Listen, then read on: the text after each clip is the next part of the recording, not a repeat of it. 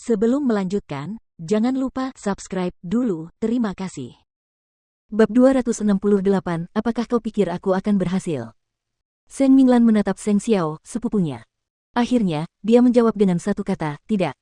Tidak, Seng Xiao berpikir keras. Kemudian, dia memberi isyarat agar mereka duduk. Bagaimana kita bisa membicarakannya jika kalian tidak duduk?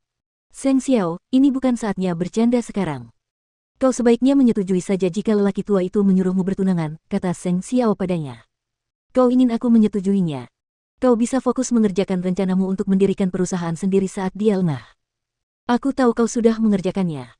Dan selama upacara pertunangan, kau bisa langsung menolaknya.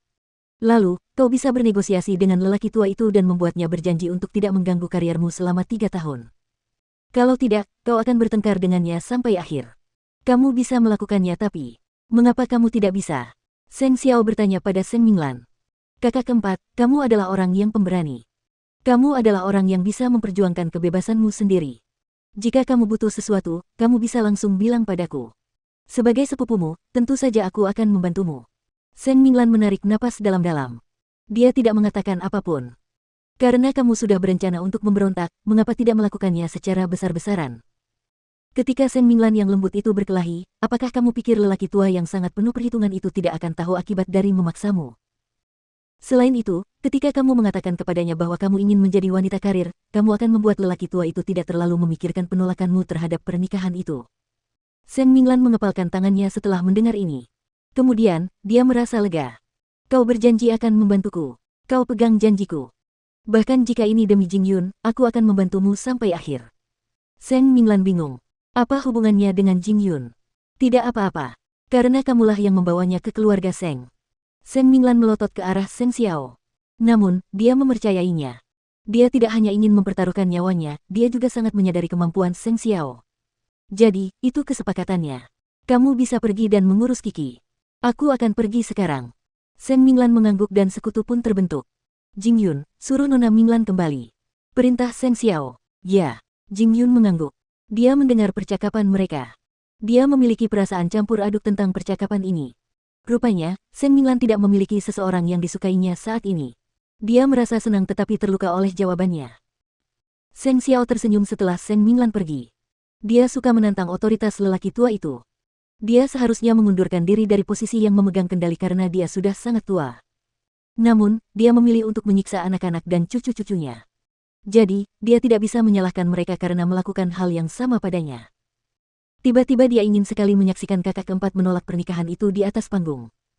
Seorang wanita terlihat paling baik jika dia percaya diri.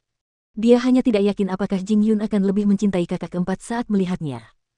Ketika dia kembali ke kamarnya, dia memeluk anak kecilnya yang sedang tertidur lelap. Cepat atau lambat mereka akan meninggalkan keluarga Seng. Kakak keempat akan meninggalkan keluarga Seng. Begitu juga dia. Jing Yun sedang mengemudi menuju Seng Mansion. Seng Minglan sedang melihat keluar jendela mobil. Tiba-tiba, dia bertanya, apakah aku tidak berbakti jika aku melakukan ini? Nona Minglan, saya pikir ada banyak cara untuk berbakti. Namun, seseorang tidak boleh membabi buta mengikuti perintah para tetua tanpa memikirkan diri mereka sendiri. Jika Anda melakukan itu, Anda akan menjadi seperti milik para tetua, bukan diri Anda sendiri lagi, jawab Jing Yun. Sejujurnya, tetua lama hanya melihat anak-anak dan cucu-cucunya sebagai bidak catur di papan caturnya. Bahkan seorang pemain catur pun tulus ketika ia bermain catur dengan penuh perhatian. Namun, apakah menurut Anda ia memiliki perasaan? Seng Minglan tenggelam dalam pikirannya setelah mendengar apa yang dikatakannya. Ngomong-ngomong, kamu bisa memberitahuku kapan saja kamu membutuhkan bantuanku. Jing Yun telah bekerja dengan Seng Xiao selama bertahun-tahun. Tentu saja, tidak ada yang meragukan kemampuannya. Tidak berlebihan jika dikatakan bahwa dia adalah seseorang yang dapat mengambil kendali saat dia sendirian. Apakah kamu mencoba membalas budiku? Kamu tidak perlu melakukannya, sungguh. Tidak, jawab Jing Yun tegas. Aku ingin menjadi seperti tuan muda, melindungi orang yang penting bagiku. Seng Minglan terkejut. Ia tersentuh. Karena hanya saat ia bersama Seng Xiao, ia dapat merasakan energi kehidupan. Dan Jing Yun sangat terpengaruh oleh Seng Xiao. Tak lama kemudian, mereka berdua sampai di Seng Mansion. Saat mereka sampai di mansion, matahari mulai terbit. Kakak ketujuh mendengar gerakan mereka dan keluar dari kamarnya untuk memeriksa. Ketika dia melihat Seng Minglan kembali dari luar dan bau alkohol, dia terkekeh. Apakah kamu sudah minum sampai sekarang? Itu tidak ada hubungannya denganmu. Seng Minglan mendorongnya. Minggir. Kakak keempat, kakek telah memerintahkanku untuk memisahkan Seng Xiao dan Mukiki. Apakah menurutmu aku akan berhasil? Seng Minglan mendorong kakak ketujuh ke dinding. Apakah kamu merasa senang saat kamu menyakiti sepupumu?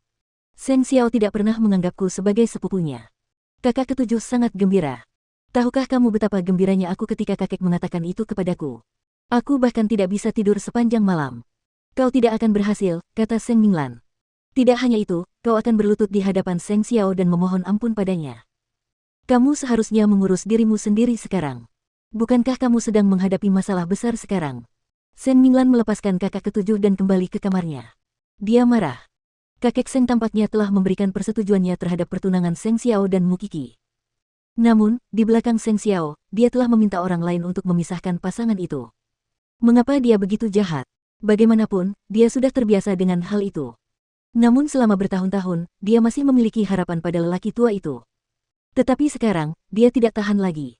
Karena Seng Xiao sudah punya rencana, maka dia akan melakukan bagiannya juga. Dia tidak ingin menderita di tempat ini lagi. Sekalipun dia harus menderita, dia ingin semua orang ikut menderita bersamanya. Di Jingting, Mukiki bangun pagi-pagi sekali. Ketika dia melihat Seng Xiao belum pergi bekerja, dia duduk di sampingnya. Seng Xiao mengambil sup mabuk dari bibiku dan memberikannya kepada Mukiki. Minumlah. Satu Mukiki dengan patuh menghabiskan sup itu sekaligus. Bagaimana kabar kakak keempat? Dia punya rencana. Tapi ulang tahunmu yang ke-19 akan segera tiba. Bagaimana kita harus merayakannya? Seng Xiao mengubah topik pembicaraan mereka. Tahun lalu, dia membuat keributan di Mu Mansion pada hari ulang tahunnya. Baru setahun berlalu dan sekarang dia menjadi pengantin kecil keluarga Seng. Aku ingin bersamamu sepanjang hari. Seng Xiao memiringkan dagunya dan menciumnya di depan Bibi Wu. Dia menjilati sup di sudut mulutnya. Sesuai keinginanmu, kita bisa berkencan atau menonton film. Kali ini, kita bisa melakukan apapun yang kamu inginkan dan pergi kemanapun yang kamu inginkan. Kita tidak perlu bersembunyi lagi.